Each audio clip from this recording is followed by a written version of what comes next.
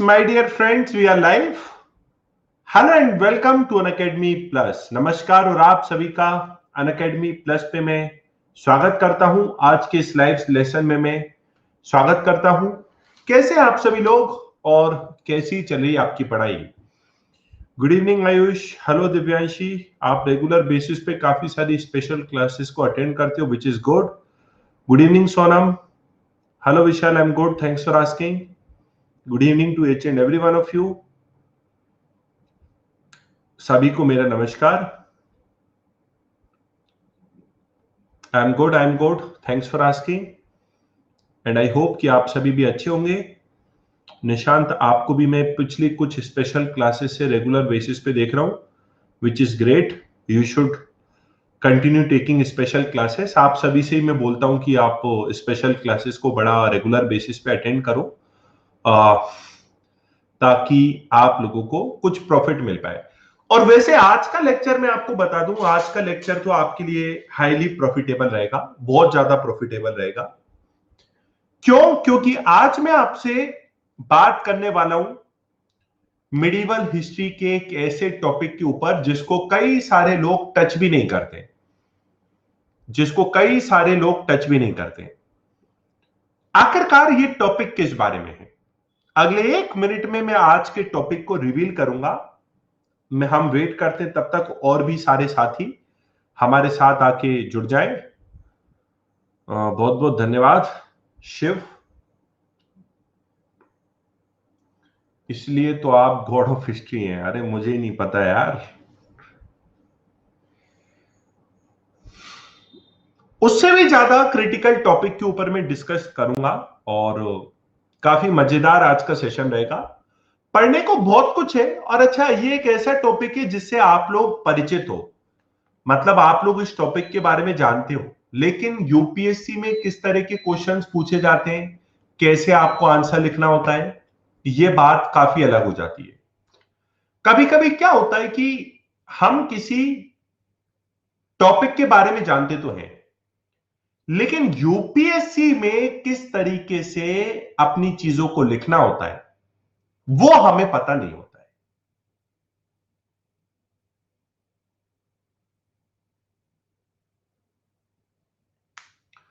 आप मुझे इसके लिए एक मेल ड्रॉप कर देना, आपकी क्लास ओपन नहीं होती तो दोस्तों, आज इस सेशन को शुरू करने से पहले जो लोग मुझे नहीं जानते, मैं आप लोगों को अपना एक जनरल इंट्रोडक्शन दे दूं। आप लोग मुझे अनुज गर्ग के नाम से जानते हैं। मैं पिछले 8 वर्षों से यूपीएससी के लिए भारतीय इतिहास को पढ़ा रहा हूं। इस बीच मैंने भारतीय इतिहास पे काफी काम किया है, काफी रिसर्च की है। चूंकि मैं खुद की भी एक किताब लिख रहा हूं तो मेरे द्वारा बहुत काम किया गया है। 5 लाख से भी ज्यादा बच्चे भारतीय इतिहास के इसी काम को देखते हुए यूट्यूब पे भी मुझे फॉलो कर रहे हैं और मैं कई सारी किताबों को भारत के इतिहास के बारे में पढ़ चुका हूं और कई सारे रिसर्च पेपर्स को भी पढ़ चुका हूं। और मेरी आशा है और मेरी उम्मीद है कि मेरा जो अनुभव है वो आपको बहुत ज्यादा हेल्प करेगा और स्पेशल क्लास से आपको बड़ी मदद मिलेगी। एक और बात, इस धमाकेदार सत्र को शुरू करने से पहले, कि मैं एक कॉम्प्रिहेंसिव कोर्स ला रहा हूं भारत के प्राचीन और मध्यकालीन इतिहास के ऊपर अनअकैडमी प्लस पर। कंप्लीट कोर्स एंशिएंट और मिडिवल हिस्ट्री के ऊपर। तो यदि आप इस कोर्स से जुड़ना चाहते हो, ये 22 तारीख से शुरू हो रहा है। इसी 22 जून से लगभग 5-6 दिन इस कोर्स में बचे। तो आप यदि इससे जुड़ना चाहते हैं तो मैंने रेफरल कोड अपना पिन कर रखा है, अनुज यूपीएससी, उसका प्रयोग करके आप जुड़ सकते हैं। बिना देरी किए आज के सत्र की शुरुआत करते हैं। और आज के सत्र का एजेंडा क्या है, आज हम किस बारे में डिस्कस करने वाले हैं, प्लीज आप इस टॉपिक को अच्छी तरीके से समझ लीजिए। काफी काम का टॉपिक होने वाला है। मुगल्स की रिलीजियस पॉलिसी के प्रीवियस ईयर क्वेश्चंस। भारत में मुगलों ने 1526 से लेके 1707 तक शासन किया। 1526 से लेके 1707 तक रूल किया। अब आप लोगों का कहना होगा कि सर, अगर मुगलों ने केवल 1707 तक ही शासन किया तो फिर 1857 में बहादुर शाह जफर जो मुगल बादशाह थे, जो 1857 की क्रांति में लड़ रहे थे, वो कहां से आ गए? वो भी तो मुगल बादशाह थे। सर 1857 की क्रांति में मुगल बादशाह बहादुर शाह जफर लड़ तो रहे थे, लेकिन औरंगजेब की डेथ के बाद मुगल पीरियड बड़ा कमजोर हो चुका था। खैर उस डिबेट में अभी मैं नहीं जाना चाहता हूं। आज जिस डिबेट में मैं आप लोगों के साथ डिस्कशन करना चाहता हूं, वो डिबेट है मुगलों की धार्मिक नीति के बारे में। अकबर की धार्मिक नीति कैसी थी? आखिरकार किस तरीके से अकबर की धार्मिक नीति के बारे में ब्रिटिश लिखते हैं? ब्रिटिश का अकबर के बारे में कहना क्या था? जैसा कि मैं आपको एक स्टेटमेंट बताता हूं, कुछ इमेजेस का प्रयोग भी आज मैं आपके साथ करूंगा। तो अकबर के बारे में एक ब्रिटिश हिस्टोरियन लिखते हैं, विंसेंट स्मिथ उनका नाम है। आपके एक्साइटमेंट के लेवल को एक कदम और आगे बढ़ाने के लिए मैं थोड़ा सा आप लोगों को इसका डिस्कशन करता हूं।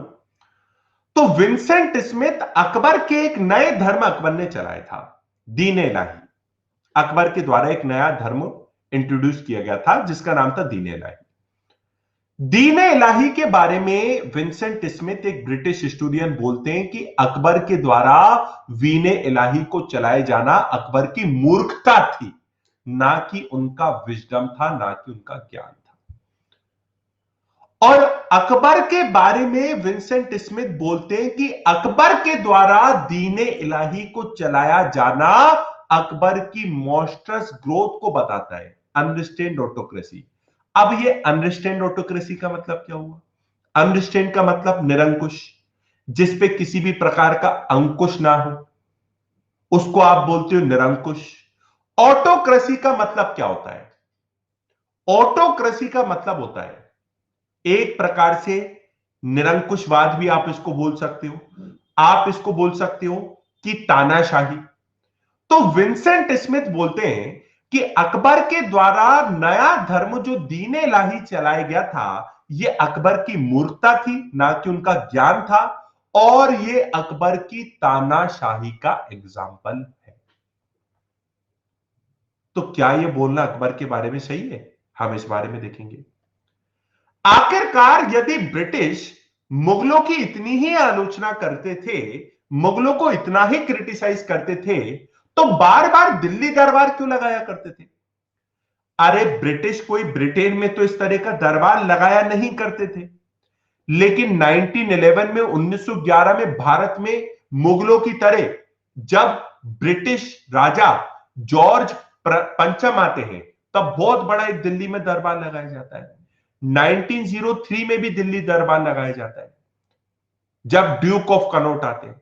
तो अगर ब्रिटिश मुगलों को इतना ही क्रिटिसाइज करते थे, उसके बावजूद भी मुगलों की तरह दिल्ली में दरबार क्यों लगाया करते थे?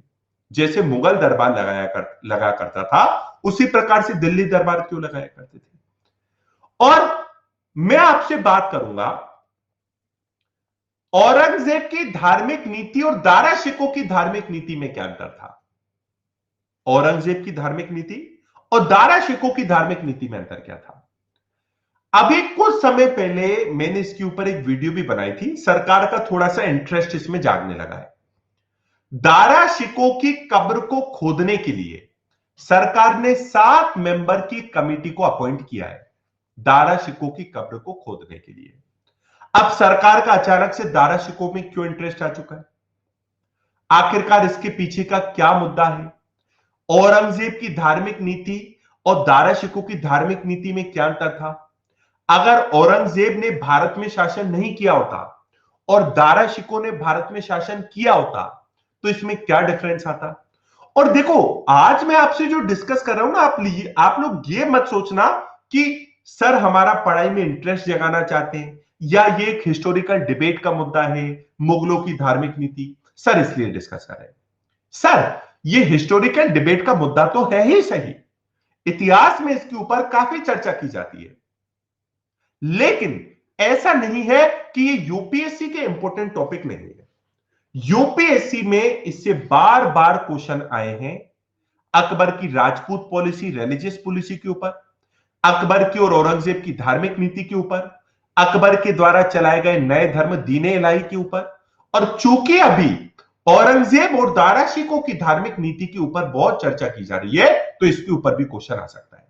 तो ये ऐतिहासिक डिबेट का मुद्दा तो है ही सही, लेकिन यूपीएससी के दृष्टिकोण से भी जरूरी है।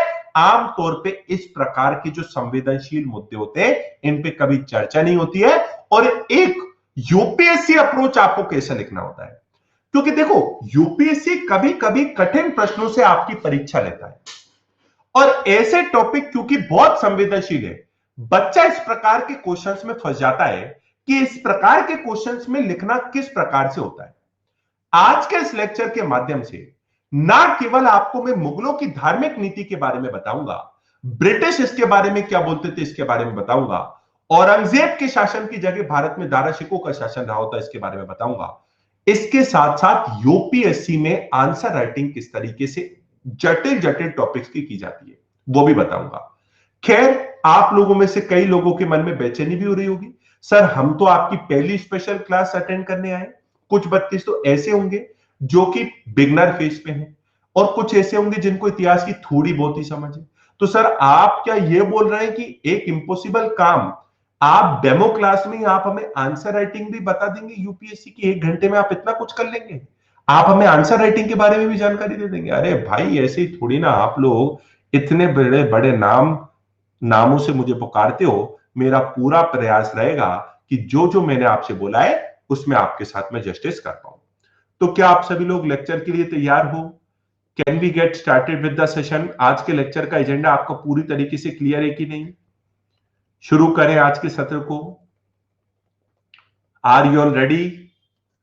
House the josh? एक बार आप मुझे बता दीजिए जोश कैसा है लेक्चर के लिए। बहुत बहुत धन्यवाद श्वेता। बेस्ट टीचर में तो मैं तब काउंट होऊंगा यार जब इस तरह के टॉपिक के साथ में जस्टिस कर पाऊं। तो क्या लगता है आपको जस्टिस कर पाएंगे हम आज के लेक्चर के साथ? क्या लगता है आप लोग और मैं जस्टिस कर पाएंगे? क्योंकि हमें मिलके पढ़ना है ना भाई, मुझे तो पढ़ाना है लेकिन आपको भी पढ़ना है। तो एक दूसरे के साथ हमारा यदि कोऑपरेशन होगा और एक दूसरे को यदि हम सपोर्ट करेंगे, तो बिल्कुल आज के सेशन को भी हम बड़ा क्रांतिकारी और मजेदार सेशन बना पाएंगे। और आप लोगों की लाइक्स देख के तो मुझे ऐसा लग रहा है आज के लेक्चर के लिए आप बहुत बहुत बहुत बहुत तैयार हो। वेरी गुड, जोश हाई रहना चाहिए बच्चों सत्र में। Very good, very good. Let us gate started with the topic of discussion for today. आज के कार्य को शुरू करते हैं। बस एक छोटा सा रिमाइंडर मैं आपको दे दूं। देखिए दोस्तों, जब मैं किसी भी कॉन्सेप्ट को समझा रहा हूं तब आप लोग कमेंट सेक्शन में थोड़ा सा डीएक्टिवेट होकर बैठना, मेरी बात पे ध्यान देना। आपको अगर कोई भी प्रश्न है तो लेक्चर के बाद मैं आपको अपॉर्चुनिटी दूंगा, 5-10 मिनट की हम जनरल चर्चा कर लेंगे, तब आप अपने प्रश्नों को पूछ सकते हो। अभी जब भी मैं कोई भी चीज को समझाऊं, कमेंट सेक्शन में आप लोग थोड़े से शांत होकर बैठिएगा, और कुछ देर के लिए टेम्पररी रूप के लिए मैं चैट को बंद कर रहा हूं थोड़ी देर के लिए, ठीक है?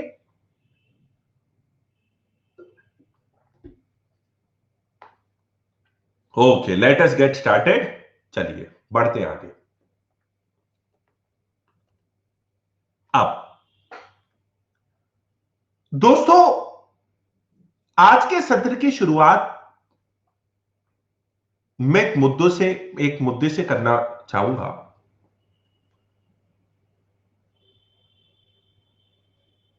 कि अगर अकबर की रिलीजियस पॉलिसी को, अकबर की धार्मिक नीति को भारत में देखा जाए, तो वो औरंगजेब की धार्मिक नीति से कई हद तक अलग थी। अकबर की धार्मिक नीति थी रिलीजियस कॉपरेशन की, धार्मिक सहिष्णुता, रिलीजियस टॉलरेंस की, एक प्रकार से हिंदू मुस्लिम कॉम्पोजिट कल्चर, हिंदू मुस्लिम समन्वय संस्कृति की। आपके मन में प्रश्न होगा कि सर ये कॉम्पोजिट कल्चर क्या होता है? चर्चा करेंगे आगे, अभी आपको केवल टॉपिक से परिचय करवा रहा हूं। तो अकबर की जो रिलीजियस पॉलिसी थी वो कहीं ना कहीं धार्मिक सहिष्णुता की थी। हिंदू मुस्लिम अकबर की रिलीजियस पॉलिसी में दोनों आते थे। और देखो, अकबर की रिलीजियस पॉलिसी जो थी, धार्मिक नीति जो थी, वो अकबर की राजपूत पॉलिसी को भी डिसाइड कर रही थी। ये दोनों एक दूसरे के कॉम्प्लीमेंट्री थे। एक क्वेश्चन यूपीएससी में पूछा जाता है, उस क्वेश्चन के बारे में मैं डिस्कस कर लेता हूं आपसे, उसका ट्रांसलेशन करके इस लेक्चर को आगे बढ़ाना चाहूंगा। Akbar built the Mughal Empire by enlisting the support of Rajputs. Aurangzeb destroyed the Mughal Empire by alienating the Rajputs. Critically discuss.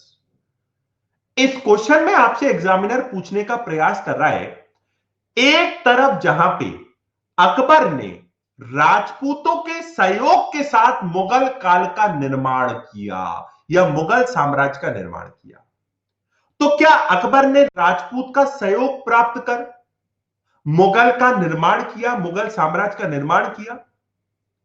तो सर आप लोग देखोगे कि टोडरमल अकबर के समय में उनके वित्त मंत्री हुआ करते थे। अगर आप सेना की बात करोगे तो काफी सारे वो थे। बीरबल अकबर की टीम के एक मेंबर थे। अकबर के 9 रत्नों की अगर आप बात करोगे तो 9 रत्नों में काफी सारे राजपूत थे। तो इसीलिए ऐसा कहा जाता है, काफी सारे मिलिट्री कैंपेन्स को अकबर के राजपूत करा करते थे, काफी सारे सैन्य अभियानों में राजपूत पार्टिसिपेट करा करते थे। इसलिए ऐसा क्वेश्चन आपसे पूछा गया कि किस तरीके से अकबर ने मुगल साम्राज्य के निर्माण को राजपूतों के सहयोग को प्राप्त करके उसका निर्माण किया। How Akbar built the Mughal empire with the support of Rajput, कि किस तरीके से मुगल काल के निर्माण, मुगल साम्राज्य का निर्माण अकबर ने राजपूत के साथ एक सपोर्ट की पॉलिसी के माध्यम से किया। औरंगजेब ने इस नीति को बदल दिया। औरंगजेब ने अकबर की इस पॉलिसी का रिवर्सल कर दिया, इसको उल्टा कर दिया। एक तरफ जहां राजपूत के साथ अकबर की कोऑपरेशन की पॉलिसी थी, सहयोग की पॉलिसी थी, उस पॉलिसी को अकबर ने बदल के राजपूत के साथ संघर्ष की पॉलिसी में तब्दील कर दिया। और एक तरफ जहां पे सहयोग की नीति से अकबर ने मुगल साम्राज्य का निर्माण किया, वहीं औरंगजेब ने संघर्ष की नीति, स्ट्रगल की पॉलिसी के माध्यम से औरंगजेब ने क्या किया, मुगल काल को डिस्ट्रॉय कर दिया। यह क्वेश्चन पूछा गया है, यह मैं नहीं बोल रहा हूं, यह क्वेश्चन पूछा गया है। अब इस पे हमें अपनी राय देनी है। एक और क्वेश्चन अगर आप देखोगे, Akbar built the Mughal empire by enlisting the support of Rajput, do you agree? Akbar ने मुगल काल के निर्माण किया राजपूत के साथ सहयोग की पॉलिसी को अपना के, क्या आप इससे सहमत हैं? और दोस्तों इतनी थोड़ा सा दिमाग भी अगर आप लगाओगे, अगर आपको इतिहास की जानकारी भी नहीं है, तो भी आप अगर इतिहास के पन्नों में जाओगे तो एक बात तो आपको इतने डिस्कशन से समझ में आ रही होगी कि यार अगर अकबर की राजपूत पॉलिसी कोऑपरेशन की थी, अगर अकबर की राजपूत पॉलिसी एक प्रकार से सहयोग की थी, तो फिर अकबर की रिलीजियस पॉलिसी भी, मतलब अगर अकबर ने राजपूत को अपनी टीम में मिलाया तो कहीं ना कहीं उनके धर्म का भी सम्मान करना पड़ेगा। तो उसकी धार्मिक नीति भी धार्मिक सहिष्णुता की नीति होनी थी। मतलब इस बात से मैं इतनी तो बात आपसे निकाल के बोल सकता हूं कि कहीं ना कहीं मुगलों की धार्मिक नीति भी उनकी राजपूत पॉलिसी को डिसाइड कर रही थी, और कहीं ना कहीं उनकी राजपूत पॉलिसी भी उनकी धार्मिक पॉलिसी को डिसाइड कर रही थी। मैं बोल सकता हूं कि नहीं बोल सकता हूं ऐसा? आप लोग ही बताइए, इस बात के आप ही जज हैं, मैं ऐसा बोल सकता हूं कि नहीं? अरे भाई, अकबर की राजपूत पॉलिसी ने भी उसकी रिलीजियस पॉलिसी को डिसाइड किया, और औरंगजेब की राजपूत पॉलिसी ने भी उसकी रिलीजियस पॉलिसी को डिसाइड किया। दोनों की पॉलिसीज अलग अलग थी, इसलिए दोनों की वो अलग अलग थी, तरीका अलग अलग था। अब मैं आपको बताता हूं कि अकबर की यदि बात की जाए, ये क्वेश्चन दिखाते हुए मैं आपसे बात करना चाहूंगा कि अकबर की जहां तक बात की जाए तो एक अकबर ने अपने काल में काफी सारे चीजों को इंट्रोड्यूस किया। जैसे पहले जजिया कर हुआ करता था, जजिया कर, उस जजिया कर को समाप्त किया। जजिया कर को समाप्त किया, मतलब जजिया कर एक ऐसा टैक्स होता था, मतलब जो भी नॉन मुस्लिम्स है उन पे वो जजिया कर लगा करता था, जो नॉन मुस्लिम्स है। जैसे हिंदूज पे जजिया कर लगा करता था, औरतों और बच्चों पे हालांकि ये कर नहीं लगा करता था, और पहले ब्राह्मणों पे भी ये कर नहीं लगा करता था, बाद में आके ब्राह्मणों पे भी ये कर लगने लगा था। तो जो नॉन मुस्लिम्स थे उन पे जजिया कर लगता था। अकबर ने जजिया कर को समाप्त किया। अकबर ने तो एक, जैसे आप लोगों को पता होगा हिंदू परंपरा में एक दर्शन का वो होता है ना, तो दर्शन की एक परंपरा होती है। तो अकबर ने भी झरों का दर्शन करवाना चालू किया। अपनी खिड़की में अकबर बैठा करते थे और लोग उनके दर्शन किया करते थे। तो ये दर्शन की प्रक्रिया भी प्रारंभ हुई। और अकबर का रिलीजियस आउटलुक जो था, जो धार्मिक उनका चरित्र था, वो बड़ा क्यूरियस चरित्र था। अकबर ने क्या किया था, एक इबादत खाने की स्थापना करवाई थी। और इस इबादत खाने में क्या हुआ करता था कि सभी धर्म के लोग जो होते थे, सभी रिलीजन के जो लोग हुआ करते थे, वो इसमें डिस्कशन करा करते थे, आपस में चर्चा करा करते थे। इसमें बुद्धिस्ट भी होते थे, इसमें हिंदूज भी होते थे, इसमें मुस्लिम्स भी होते थे। तो जो धर्म के गुरु हुआ करते थे वो अपनी चर्चा को किया करते थे। हालांकि शुरुआत में ये केवल मुस्लिम उलेमा वर्ग के लिए एक्सेसिबल था, लेकिन धीरे धीरे बाकी सभी धर्मों के लिए भी ये खोला गया। तो कहीं ना कहीं कहा जा सकता है कि अकबर का रिलीजियस आउटलुक बड़ा क्यूरियस था। उन्होंने सोचा कि धर्म की सच्चाई या जीवन की सच्चाई या संसार की सच्चाई केवल एक ही धर्म तक सीमित नहीं है, सभी धर्म इसमें बात कर सकते हैं। इसलिए अकबर ने इबादत खाने की स्थापना करी, और जहां पे क्या हुआ करता था, सभी धर्मों के लोग चर्चा करा करते थे, डिस्कशन करा करते थे। इबादत खाने की स्थापना की गई। अब इबादत खाने में जो डिस्कशंस हुआ करती थी, इबादत खाने में जो चर्चाएं हुआ करती थी, तो अकबर के दिमाग में एक आइडिया आया कि क्यों ना इन सभी धर्मों की अच्छी अच्छी बातों को निकाल के, हिंदू धर्म की भी अपनी विशेषता है, बुद्धों की भी अपनी विशेषता है, इस्लाम की भी अपनी विशेषता है, तो क्यों ना इन धर्मों की विशेषताओं को निकाल के एक नए धर्म को बना दिया जाए। तो दीने इलाही में, सॉरी, इबादत खाने में अलग अलग धर्म के लोग जो डिस्कशन करा करते थे, उन डिस्कशन से अकबर के मन में एक विचार आया कि क्यों ना एक नया धर्म बनाया जाए जिसमें इन सभी धर्मों की खूबियां हो। तो अकबर ने इबादत खाने की डिस्कशन से क्या किया, दीन ए इलाही की स्थापना करी। कहां से करी, दीन इलाही से। अरे सर, इबादत खाने में, सॉरी, इबादत खाने में जो धार्मिक चर्चाएं हुआ करती थी, उन चर्चाओं में सभी धर्म के लोगों को आने का एक प्रकार से अनुमति थी। और इबादत खाने में जो चर्चाएं हुआ करती थी, उन्हीं चर्चाओं से अकबर को दीन इलाही का आइडिया आया, और उन्होंने एक नया धर्म चला दिया जिसमें प्रीवियस सभी धर्मों की अच्छी बातें शामिल थी। ठीक है भाई, अकबर ने एक नया धर्म चला दिया, दीन इलाही। अब विंसेंट स्मिथ बोल रहे हैं कि अकबर ने ये जो नया धर्म चलाया, ये अकबर की मूर्खता थी, ना कि अकबर की समझदारी थी। अकबर ने जो ये नया धर्म चलाया, ये अकबर की ऑटोक्रेसी थी, तानाशाही थी। तो सवाल यह उठता है कि विंसेंट स्मिथ ने ऐसा क्यों कहा, और ये विंसेंट स्मिथ ने जो कहा वो सही कहा, ये गलत किया, सही कहा या गलत कहा, इस बात में भी हमको अंदर जाना पड़ेगा। तो सर, अगर अकबर की दीन इलाही को चलाया जाना अकबर की तानाशाही को दिखाता है, तो सर आप लोग ही सोचिए कि दीन ए इलाही को जितने लोगों ने अपनाया था, उनकी संख्या 25 से भी कम थी। मतलब 25 से भी कम लोगों ने दीन ए इलाही को अपनाया था। अगर अकबर दीन ए इलाही अकबर की तानाशाही के रूप में देखा जाता, आप लोग सोचो, अकबर के समय आके मुगल काल कहीं ना कहीं मजबूत होने लगा था, और अगर कोई नया धर्म राजा ने चलाया है तो वो तो पूरे राज्य की मशीनरी को लगा सकता था कि मैंने जो धर्म चलाया है वो फेल नहीं होना चाहिए, वो फेल नहीं होना चाहिए, वो तो अच्छी तरीके से चलना चाहिए। राजा तो इस बात को ईगो पे ले सकता है।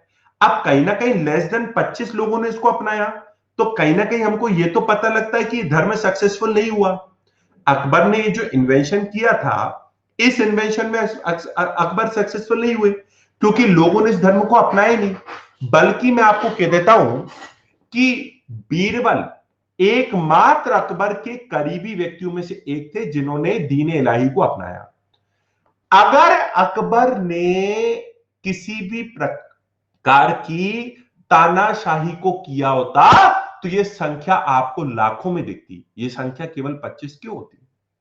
सर दीन इलाही असफल हो गया, लोगों ने उसको नहीं अपनाया, लेकिन कहीं ना कहीं यह अकबर की सहिष्णुता टॉलरेंस की नीति को बताता है कि राजा ने एक नया धर्म चलाया था, राजा चाहता तो पूरे राज्य की मशीनरी और रिसोर्सेस संसाधन को लगा देता कि इस धर्म को पॉपुलर बनाओ, लेकिन चूंकि इस धर्म को कम लोगों ने अपनाया, इस बात से यह तो सिद्ध हो जाता है कि यह अकबर की तानाशाही नहीं थी।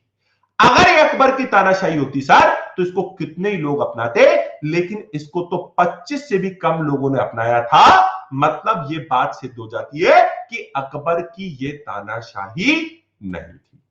इतनी बात आपको क्लियर हुई कि नहीं? इतनी बात आपको क्लियर हुई कि नहीं? फिर आपके मन में क्वेश्चन आ रहा होगा सर तो सच्चाई क्या थी?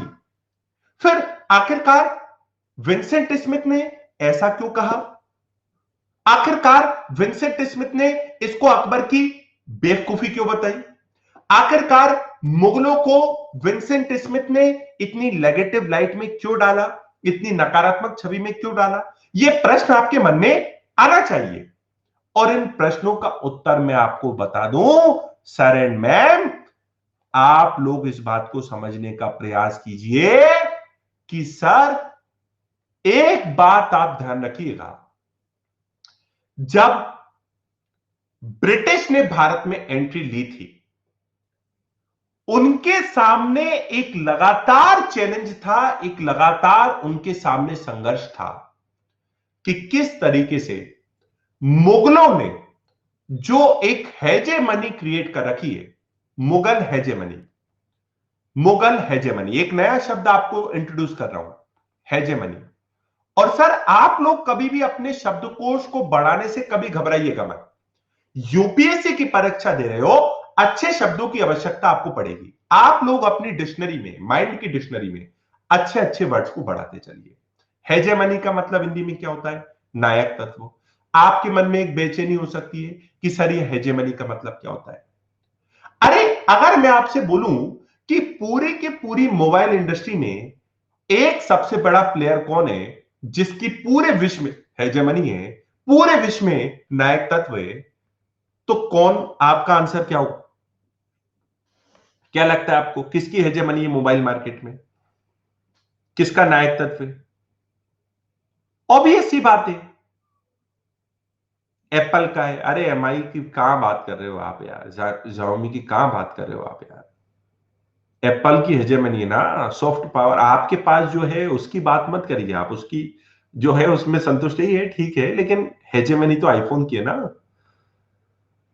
तो आईफोन की हेजेमनी है, कितनी हेजेमनी है कि अगर हम आईफोन लेते हैं तो उसको पोस्ट करते हैं, फेसबुक पे डालते हैं, इंस्टाग्राम पे डालते हैं। अब आप कोई छोटा फोन लोगे तो उसको थोड़ी ना डालोगे, तो आईफोन की कहीं ना कहीं हेजेमनी है। तो सर मुगल्स ने भी क्या करा था, एक प्रकार की हेजेमनी क्रिएट कर रखी थी, एक प्रकार का मुगल साम्राज्य का ऑरा था।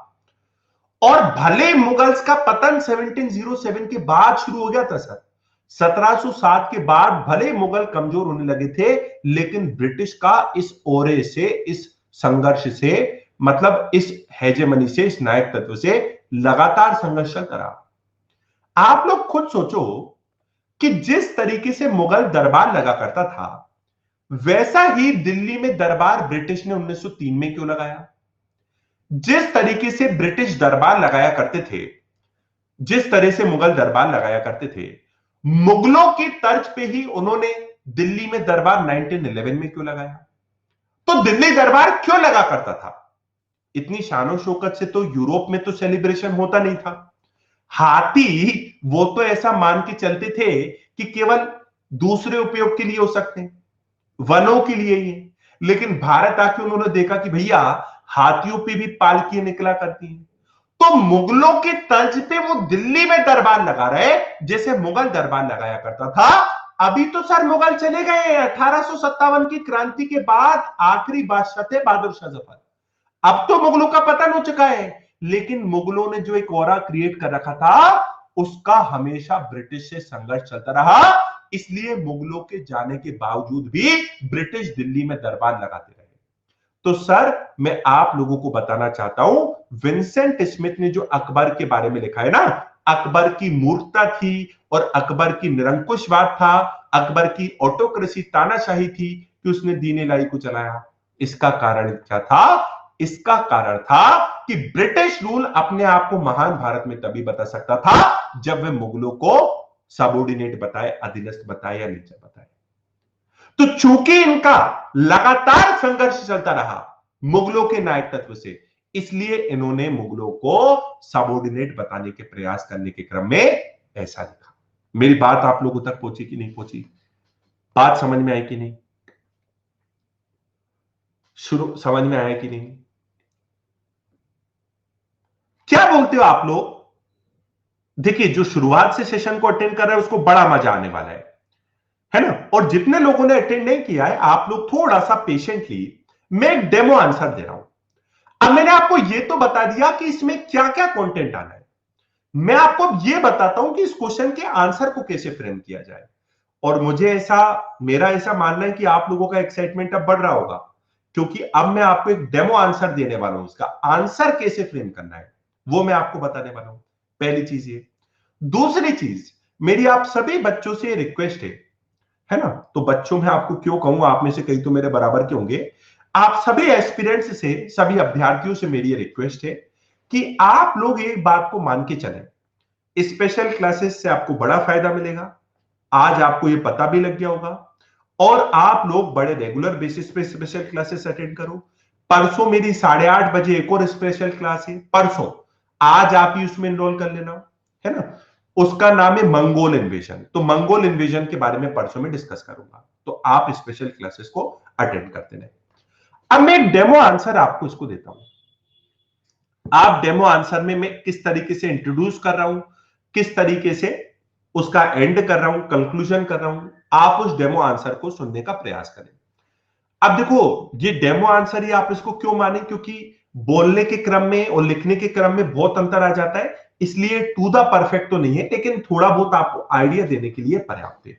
इस आंसर को ध्यान से सुनिए। अकबर के द्वारा दीन इलाही नाम का जो नया धर्म चलाया गया था, उसको विंसेंट स्मिथ ने अकबर की निरंकुशवाद से जोड़ के, अकबर की ऑटोक्रेसी से जोड़ के देखा है। और लिखने के क्रम में विंसेंट स्मिथ ने बोला है कि यह अकबर की एक मूर्खता थी।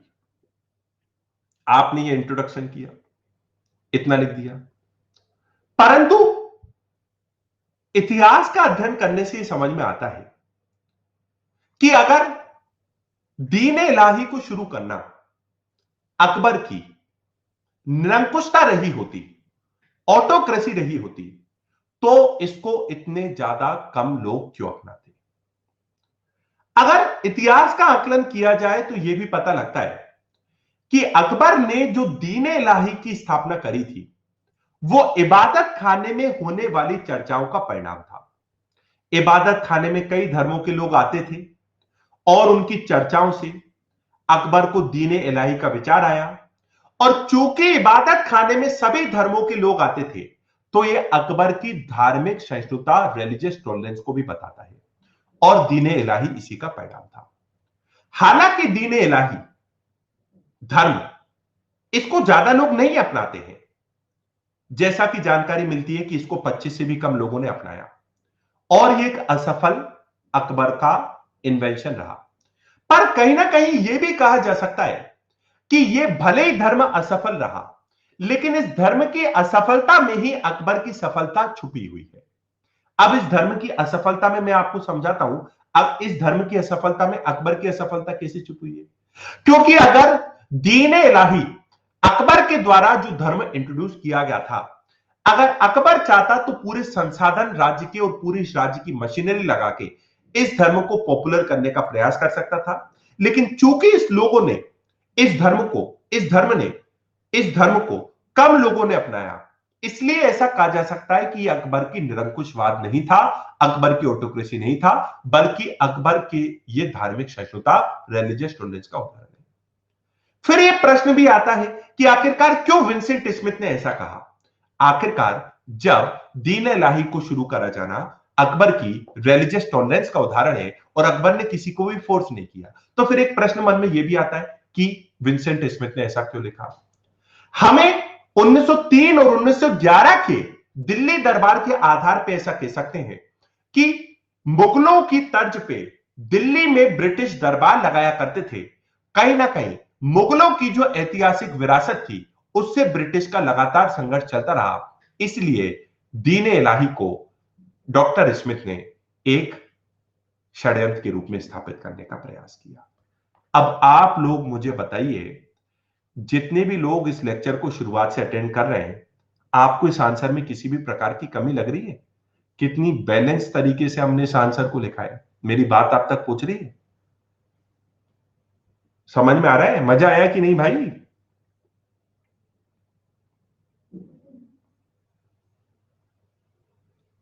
मजा आया या नहीं? एक एक बात इसमें कवर कर ली ना। देखो दोस्तों, यूपीएससी में यही होती है चीज। यूपीएससी में यही तो चीज होती है कि आपको सब कुछ पता है, वो तो ठीक है, लेकिन आपको जितनी भी बातें पता है, क्या आप उनसे फ्रेम कर पा रहे हो आंसर कि नहीं कर पा रहे हो? किस तरीके से आप उसको फ्रेम कर पा रहे हो? आपको नॉलेज तो पूरी है, लेकिन शब्दों में आप उसको पिरा पा रहे हो कि नहीं पिरा पा रहे हो? यह आपके लिए एक चुनौती रहेगी। और मैं आशा करता हूं कि मैं इस प्रकार की जब स्पेशल क्लासेस लाऊंगा तो आपको इसमें बड़ी फायदा मिलेगा। क्लियर है? और कुछ क्वेश्चंस पे बात करते हैं। तो थोड़ा बहुत कॉन्फिडेंस आया, समझ में आया इस क्वेश्चन के बारे में? थोड़ा बहुत आइडिया निकला कि नहीं निकला? अरे यार, आपकी लाइक्स नहीं आ रही है तो मुझे लगता है आप इस लेक्चर को एंजॉय नहीं कर रहे हो। Very good, very good, very good, very good, very good, बहुत बढ़िया, वेरी गुड, बहुत बढ़िया। God of history. मैं ऐसे पढ़ाता हूं कि गजनी को भी याद रहेगा। क्या बात है, मुझे भी पता नहीं था भाई। क्या क्या कॉम्प्लीमेंट आप लोग देते हो, दिन बन जाता है। क्या बात है, क्या बात है, वेरी गुड, वेरी गुड। तो अभी मैं 1.5 घंटे की क्लास खत्म करके आ रहा हूं। 6 से 7:30 मेरी अनअकैडमी प्लस पे एक क्लास थी, मॉडर्न हिस्ट्री का कोर्स मेरा चल रहा है। तो आप लोगों के साथ जब मैं दोबारा से मिलता हूं तो ऊर्जा में किसी भी प्रकार की कमी नहीं आती है, क्योंकि आप उस कमी ऊर्जा में कमी होने ही नहीं देते हो। इतना ज्यादा आप लोग प्रोत्साहित करते हो और लेक्चर में इतना एनर्जेटिक रहते हो, तो आप लोगों की एनर्जी से मुझे भी एनर्जी मिलती है।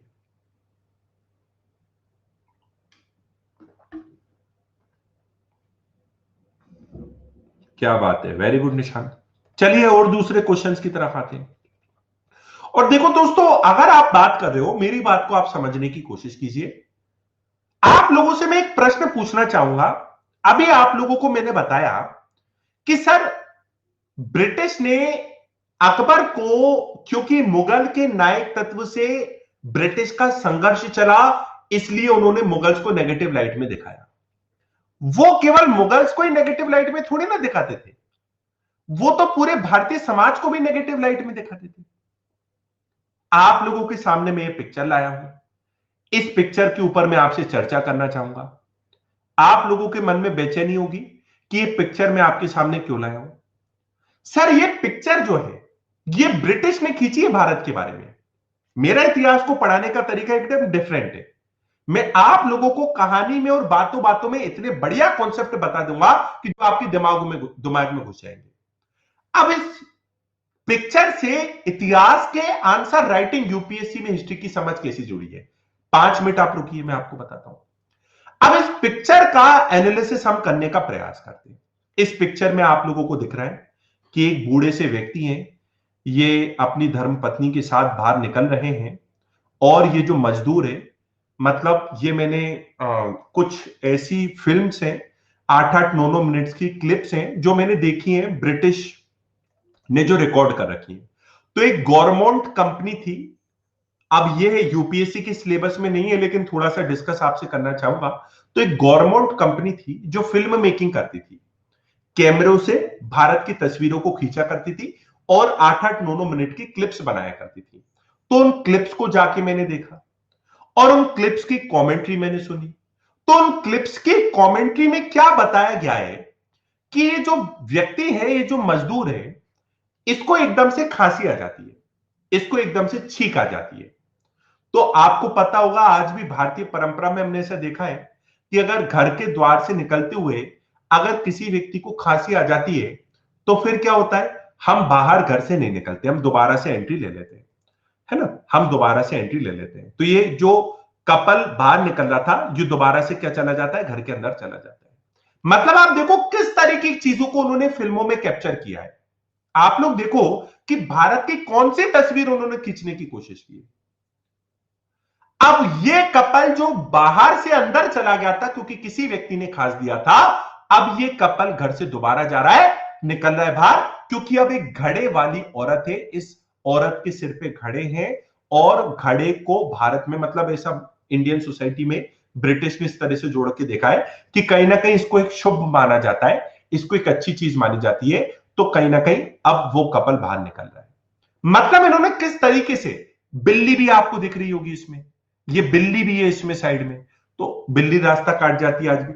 मतलब ब्रिटिश ने भारतीय समाज को पूरी तरीके से अंधविश्वास में डूबे हुए समाज के रूप में दिखाने की कोशिश की है। उन्होंने मुगलों को भी अपने इतिहास लेखन में बताया है कि भैया किस तरीके से अकबर का निरंकुशवाद था, किस तरह से अकबर की ऑटोक्रेसी थी। और उन्होंने भारत की पिक्चर्स में भी, भारत की मूवीज में भी यह बताने का प्रयास किया है कि किस तरीके से भारतीय समाज एक अंधविश्वास में डूबा हुआ समाज था। सवाल यह आता है कि ब्रिटिश ने ऐसा क्यों किया, क्यों अकबर के बारे में उन्होंने नेगेटिव लिखा, क्यों आखिरकार वेरेंटाइन शिरोल ने एक किताब लिखी है, इंडियन अनरेस्ट। उस इंडियन अनरेस्ट में उन्होंने बाल गंगाधर तिलक को फादर ऑफ इंडियन अनरेस्ट बोला है।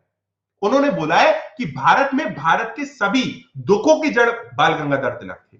आखिरकार उन्होंने ऐसा क्यों बोला है, आखिरकार उन्होंने भारत की एक नेगेटिव समाज को दिखाने की क्यों कोशिश की है? क्यों सर? क्योंकि एक देश दूसरे देश पे तभी शासन कर सकता है जब वे अपने आप को महान और दूसरे को कमजोर बताए। एक देश दूसरे देश पे तभी शासन कर सकता है जब वे अपने आप को महान और दूसरे को कमजोर। ब्रिटिश भारत के समाज में हमेशा नेगेटिव बातों को खोजते थे, भारतीय समाज को हमेशा एक सबॉर्डिनेट, एक इंफीरियर, एक अधीनस्थ, एक निचले दर्जे का समाज बताते थे ताकि वे खुद को महान बता पाए। इसलिए वो ऐसा इतिहास लेखन उनका रहा। और आप लोग देख लो सर, ब्रिटिश तो भारत में 1947 से ही चले गए, लेकिन आज भी जो ब्रिटिश रहते हैं वो अपने शासन के औचित्य को किस तरीके से ठहराते हैं, वो अपने शासन के औचित्य को किस तरीके से ठहराते हैं, वो किस तरह से अपने रूल को जस्टिफाई करते हैं। वो ये थोड़ी ना मानते कि हमने भारत में रहकर बुरा काम किया, हमने भारत को लूटा, हमने भारतीय समाज का शोषण किया। वो तो कहते हैं कि हमारे कारण ही भारत में मॉडर्निटी आई। वो कहते हैं भारतीय समाज एक निचला समाज था, हमने उनको ऊपर उठाया। उन्होंने बोला हमसे आने से पहले भारत में अंधकार का युग था, एरा ऑफ डार्कनेस थी, और हमने भारत को उजाले के युग में ले गए। क्योंकि एक समाज दूसरे समाज पे तभी शासन कर सकता है जब वे अपने आप को महान बताए। अगर ब्रिटिश मुगलों को महान बता देते तो फिर वे भारत पे रूल कैसे कर पाते, वो मुगलों के रिप्लेसमेंट कैसे ले पाते। कनेक्टिंग द डॉट्स हो रही है कि नहीं हो रही है, बात दिमाग तक पहुंच रही है कि नहीं पहुंच रही है आपकी, मेरी बताइए बताइए, दिमाग तक मेरी बात आप तक पहुंच रही है कि नहीं, मजा आ रहा है कि नहीं सेशन में, जरा बताइए। क्रांतिकारी लेक्चर है कि नहीं, बताइए भाई। आप लोग जिस अपेक्षा के साथ इस लेक्चर के जुड़ने के लिए आए थे उस हद तक मैं जस्टिस कर पा रहा हूं कि नहीं, ये बताइए।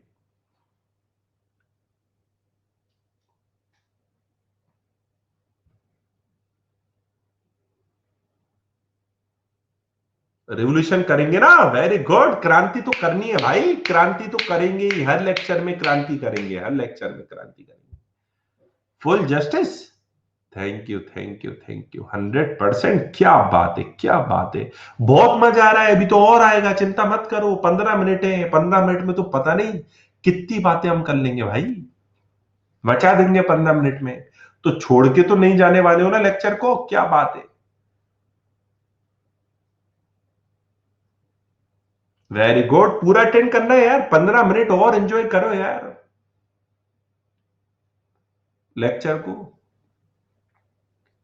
देखो दोस्तों, पढ़ना तो है ही हमें, अगर हमने ठान लिया है यूपीएससी की तैयारी करनी है तो तैयारी तो करेंगे, संघर्ष करना पड़ेगा, संघर्ष भी करेंगे। अरे यूपीएससी की तैयारी नहीं करोगे, दूसरे एग्जाम की तैयारी करोगे, संघर्ष तो उसमें भी करना पड़ेगा। अब जब हमें पढ़ना ही है, यूपीएससी को करने का मन बना ही लिया है, तो क्यों ना इसको एंजॉय करके पढ़ें, ऊर्जा के साथ पढ़ें, कनेक्टिंग द डॉट्स के साथ पढ़ें। ऐसे पढ़ेंगे तो हमारे लिए तैयारी मजे मजे में बड़ी आसान हो जाएगी, चीजों को हम समझते भी चलेंगे, इस तरीके से पढ़ेंगे। चलिए आगे बढ़ते हैं, अब एक डिस्कशन करते हैं औरंगजेब की रिलीजियस पॉलिसी के बारे में। अच्छा, इसका डिस्कशन भी क्रिटिकल है, क्योंकि क्या है कि ये राजनीति का भी मुद्दा हो जाता है, मतलब हमें शब्दों का मतलब पढ़ाने के क्रम में मुझे भी बड़ा ध्यान से शब्दों का प्रयोग करते हुए अपनी बात को कहना पड़ेगा, करना पड़ेगा, क्योंकि मैं आपको यूपीएससी की पढ़ाई के आधार पर पढ़ा रहा हूं, और आप लोगों को भी बड़े शब्दों का प्रयोग करके आंसर राइटिंग इस प्रकार के क्वेश्चंस में इसलिए करना होता है क्योंकि ये काफी ज्यादा क्रिटिकल मुद्दे हैं, है ना। इसमें धार्मिक भावनाओं को भी आपको ध्यान रखना होता है, भारत के जो संविधान के मूल तत्व हैं। अब भारत का जो संविधान है वो कम्युनलिज्म को तो प्रमोट करता नहीं है, सांप्रदायवाद को तो प्रमोट करता नहीं है, वो तो बात करता है सेक्युलरिज्म की। अगर आप यूपीएससी के एग्जाम को दे रहे हो तो हमें इस बात को भी तो ध्यान में रखना पड़ेगा ना कहीं भारत के संविधान के जो मूल्य है, इंडियन कॉन्स्टिट्यूशन के जो मूल्य है, आप वहां पे मतलब भारत के जो कॉन्स्टिट्यूशनल वैल्यूज हैं उनको भी वहां पे संभाल के आ रहे हो, करके आ रहे हो। पता चला आपने पता नहीं कौन कौन से शब्दों का प्रयोग कर लिया जिससे इंडियन कॉन्स्टिट्यूशन की मूल भावनाएं उससे टकरा रही है। तो इस प्रकार के क्वेश्चन में हमारे को यह भी ध्यान रखना होगा कि क्या कॉन्स्टिट्यूशनल वैल्यूज को हम अपहोल्ड कर पा रहे हैं कि नहीं कर पा रहे, हम अपने शब्दों का प्रयोग भी करें, अपनी बात भी कहें, और इस बात को भी हम ध्यान में रखें। इस बात को आपको अच्छी तरीके से करना है, खास करके ऐसे टॉपिक्स में, ऐसे क्वेश्चंस में यह बड़ा डिफिकल्ट हो जाता है, जैसे औरंगजेब की रिलीजियस पॉलिसी। अब देखिए, इतिहास में कई बार इसके ऊपर चर्चा की जाती है, कई सारे लोगों का ऐसा मानना है कि औरंगजेब की जो धार्मिक पॉलिसी थी वो रिलीजियस, मतलब वो धार्मिक कट्टरता की नीति थी। ऐसा बोला जाता है कि औरंगजेब की जो धार्मिक नीति थी वो धार्मिक कट्टरता की नीति थी।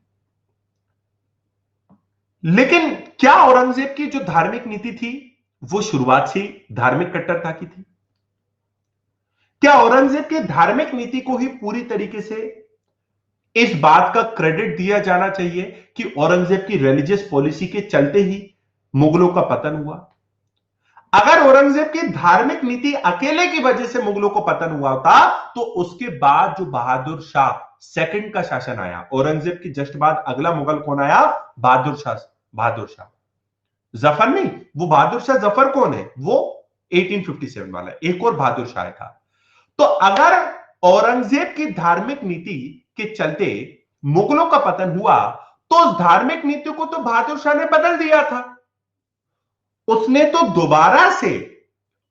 दोबारा से अकबर की रिलीजियस पॉलिसी को इंट्रोड्यूस कर दिया था। तो अगर केवल देखो, ऐसा नहीं कह रहा हूं कि औरंगजेब की धार्मिक नीति के कारण मुगलों का पतन नहीं हुआ, यह भी एक कारण था, लेकिन अकेला यही कारण रहा होता तो फिर तो बहादुर शाह ने उसको बदल दिया था, तो मुगल काल का पतन भी बंद हो जाना था। तब क्यों बंद नहीं हो गया? अगर रिलीजियस पॉलिसी के कारण ही पतन हुआ तो उस नीति को परिवर्तित कर दिया। मैं लॉजिकल पॉइंट बोल रहा हूं कि नहीं बोल रहा हूं, आप लोग मुझे ये बताइए, लॉजिकल बात कर रहे हैं ना हम। अगर देखो, धार्मिक नीति भी एक कारण था, इतिहास में आप केवल किसी एक कारण को जोड़ के या एक ही कारण को बोल के आप ऐसा नहीं कर सकते हो कि एक ही कारण की मत्थे पूरी बात मार दो। जैसे क्या होता है, इतिहास में आपको फंसाने का प्रयास किया जाता है। अब कई सारे लोग क्या बोलते हैं, महाजनपद पीरियड में जो इतना ज्यादा एग्रीकल्चर का एक्सपेंशन हुआ, कृषि का विस्तार हुआ, उसके पीछे केवल लोहे का कारण था। अरे महाजनपद पीरियड में लोहे के कारण यदि एग्रीकल्चर आया होता, तो अभी लेटेस्ट रिसर्चेस बताती हैं, वर्तमान में जो शोध हो रहे हैं, खोज हो रही है, वो बताती हैं कि महाजनपद पीरियड से लगभग 1000 साल पहले भी लोग परिचित थे लोहे से।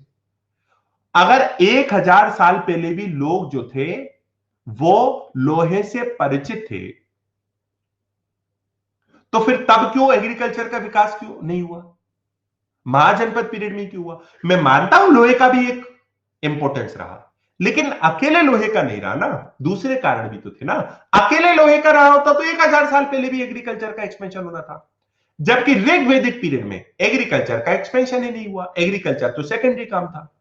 तो आप अगर बोल रहे हो एक ही नीति में इतिहास को नहीं देखा जाता, जैसे 1857 की क्रांति चर्बी लगे कारतूस, केवल 1857 की क्रांति के पहले चर्बी लगे कारतूस का मुद्दा थोड़ी ना था। इतिहास में तो काफी सारे फैक्टर्स एक साथ चलते ना शरण में। तो औरंगजेब की धार्मिक नीति मुगलों के पतन का एक कारण थी, सिक्के के पीछे के दूसरे पहलुओं को भी हमको देखना होता है। मेरी बात पूछ रही है कि नहीं? इतिहास समझ पा रहे हो कि नहीं? समझ पा रहे हो कि नहीं? इतिहास समझ पा रहे हो कि नहीं समझ पा रहे हो? समझ आ रहा है मेरी बात? तो दूसरे सोशल, पॉलिटिकल और इकोनॉमिक फैक्टर्स भी काम कर रहे थे, दूसरे आर्थिक, राजनीतिक और सामाजिक भी काम कर रहे थे, दूसरे फैक्टर्स भी थे। अब औरंगजेब की धार्मिक नीति की यदि बात की जाए, तो मैं पूरी तो अभी आपसे डिस्कस नहीं कर पा रहा हूं, समय सीमा है, लेकिन कुछ मैं आपको पॉइंट बता दूं कि औरंगजेब की धार्मिक नीति में शुरुआत में औरंगजेब के ऊपर ये बाउंडेशन भी थी, औरंगजेब की ये बाउंडेशन भी थी। क्या बाउंडेशन थी? कि उसकी धार्मिक नीति सहिष्णुता की नीति नहीं रहेगी। क्यों नहीं रहेगी? ये कैसी बाउंडेशन थी सर?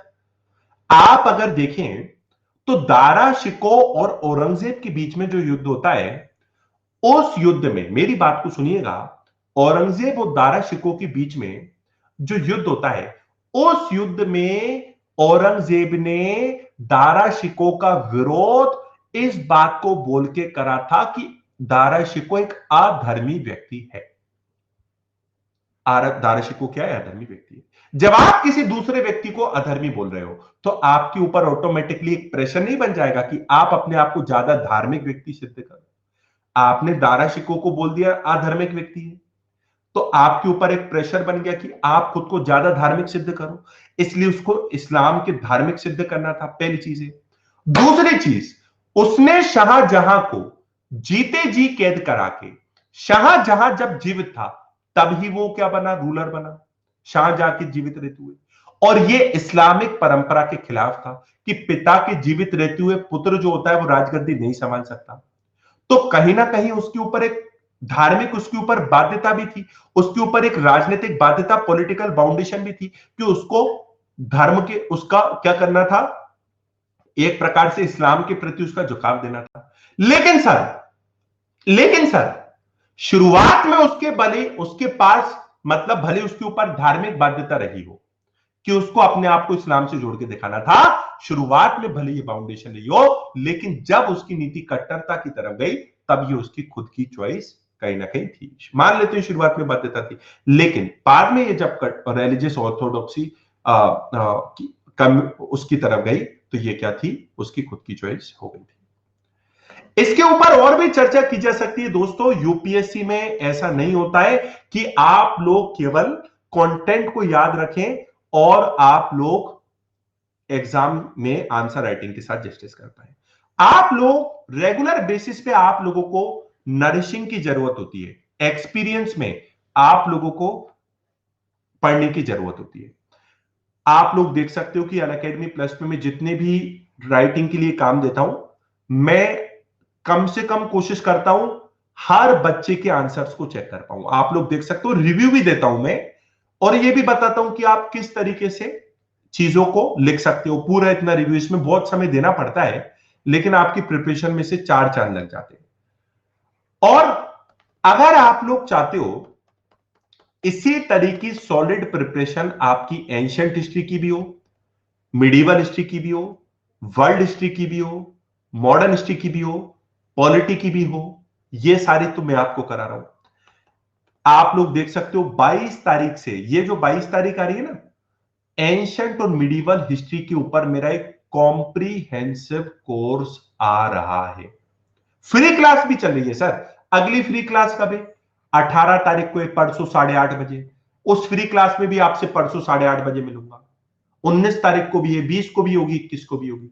अगर आप चाहते हो कि कंप्लीट तरीके से आपकी प्रिपरेशन हो एंशियंट और मिडिवल हिस्ट्री की, और जिस तरीके से मैं आपको पढ़ा रहा हूं वैसे ही दूसरे टीचर्स भी आपको पढ़ाएं, आप लोग देख सकते हो अनअकैडमी पे इंडिया के बेस्ट एजुकेटर्स आपको पढ़ा रहे हैं। तो अगर आप पढ़ना चाहते हैं, और देखो ये डाउट क्लियरिंग भी आपकी की जाती है लाइव इस तरह से, तो आप लोग अनअकैडमी प्लस को ज्वाइन कर सकते हो मेरे साथ साथ इंडिया के टॉप एजुकेटर्स से पढ़ने के लिए, है ना। सुदर्शन सर है, ज्योग्राफी पढ़ा रहे हैं आपको। Mrinal sir, one of India leading faculty economy की बात करो तो। प्रकाश सर है, रोमन सैनी सर है ना। तो 80+ एजुकेटर्स अनअकैडमी पे आपको पढ़ा रहे हैं।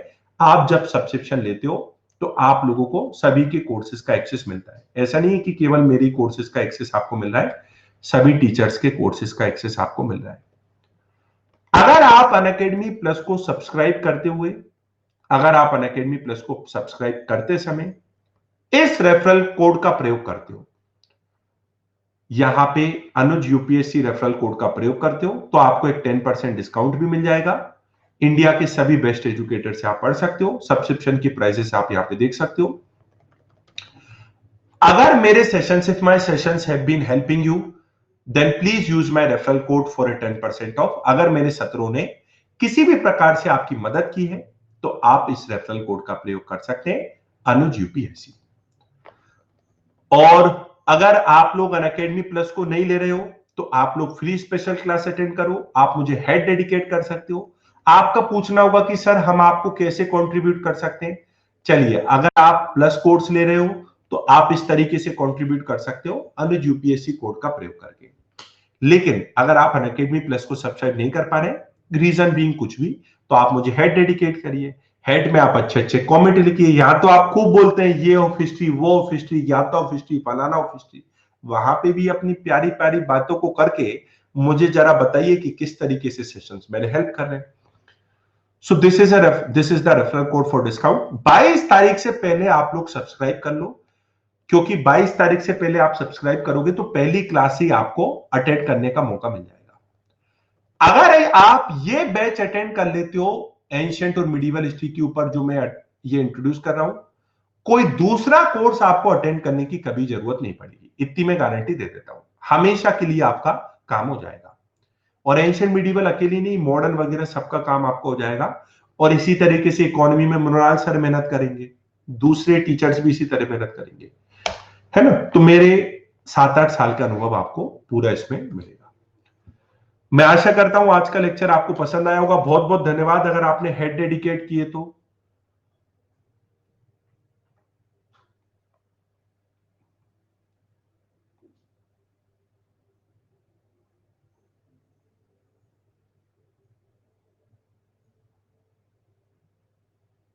बहुत बहुत धन्यवाद सभी का। और जितने लोग प्लस ले रहे हैं वो रेफरल कोड का प्रयोग कर सकते हैं, अनुज यूपीएससी। ओके, धन्यवाद सौरभ। तो मित्रों, 1 मिनट हम ऑल लाइव रहेंगे। मजा आ रहा है कि नहीं आपको सत्रों में, ये बताइए। परसों सत्र है सर हमारा 18 तारीख को, है ना, 8:30 बजे। उसको ज्वाइन करना है आपको। Thank you Rohit.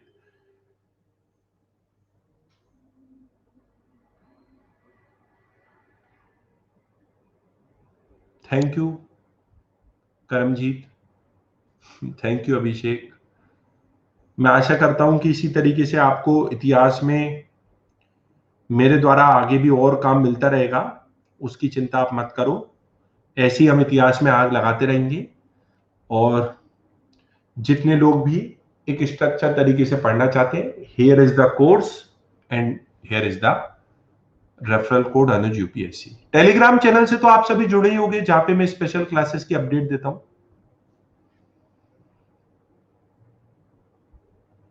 Great. Telegram channel से आप लोग जो नहीं जुड़े, मैं 1 मिनट टेलीग्राम चैनल का लिंक शेयर कर देता हूं, है ना।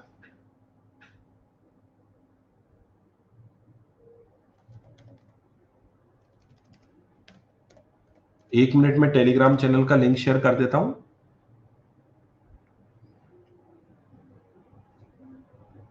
एक मिनट रुको यार बस।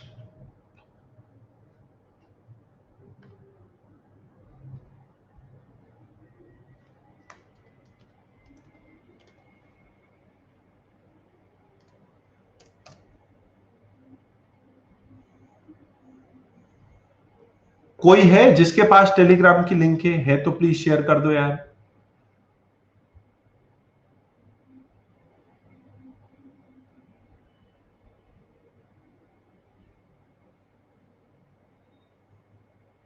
चलो मैं ही शेयर कर रहा हूं, बस 1 मिनट लगेगा।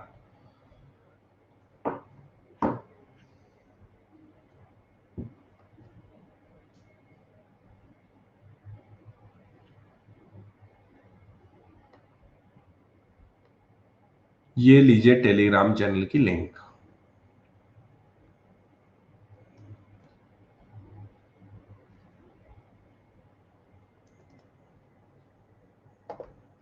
तो ये मैंने टेलीग्राम चैनल की लिंक कर दी है, आप लोग इस पर क्लिक कर लो क्योंकि मैं सेशन एंड ही कर रहा हूं।